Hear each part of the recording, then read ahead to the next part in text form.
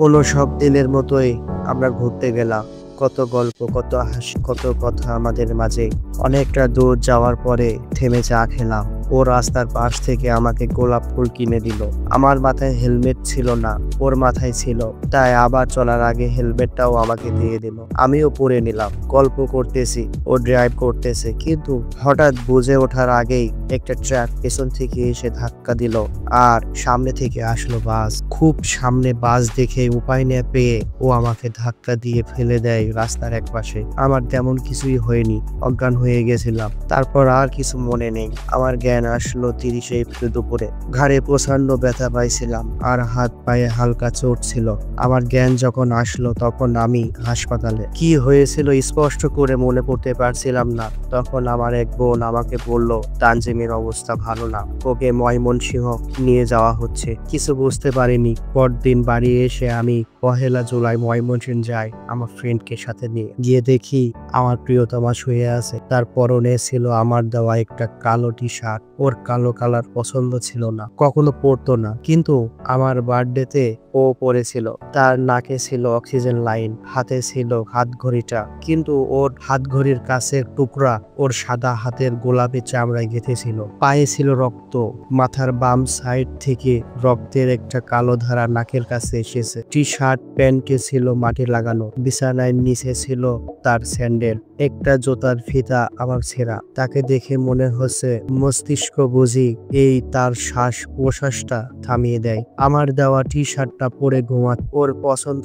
ছিল না শার্টের কালার, তাও ওকে আমি পরতে বলেছিলাম। কে জানতো এক কালার, তাতেই তাকে আমি এভাবে দেখবো। ভেতরে যেতে চাইছিলাম, ইমার্জেন্সি কেয়ার ইউনিট বলে আমাকে সেখানে অ্যালাউ করে নাই। 2 আগস্ট ছিল তার অপারেশন। অ্যাক্সিডেন্ট করে সে বাইক সহ পাশের একটা নালায় পড়েছিল, যার কারণে তার ফুসফুসে কিছু জখম দেখা দিয়েছিল।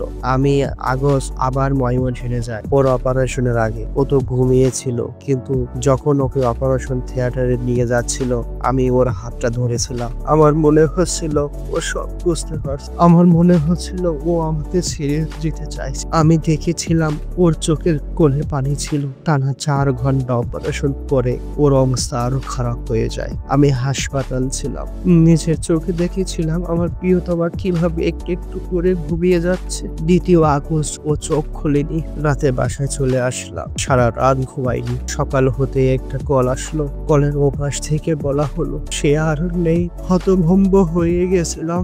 আমার আপু আমাকে ময়মনসিংহ নিয়ে যায় ওর কাছে। গিয়ে তো দেখি আমার প্রিয়তমা একইভাবে শুয়ে আছে। মুখে অক্সিজেন নেই, শ্বাস নেই। সে যেন হাসি মুখে মলিন চেহারা নিয়ে ঘুমিয়ে গেছে। তবে আমি ওই দিন আর আমার দেওয়া শার্টটা ছিল না, ছিল সাদা কাপড়। এই দৃশ্যটা কখনো ভোলার মতো নয়। আমি ভাবতে পারছিলাম না ওইটা আমাদের শেষ দেখা। মানুষ মাঝে মধ্যে অনুভূতি শূন্য হয়ে যায়। আমিও সেদিনের পর থেকে অনুভূতি শূন্য হয়ে গেছি। কাঁদতে কাঁদতে এখন আর চোখ বিরক্ত হয়ে পানি ফেলে না।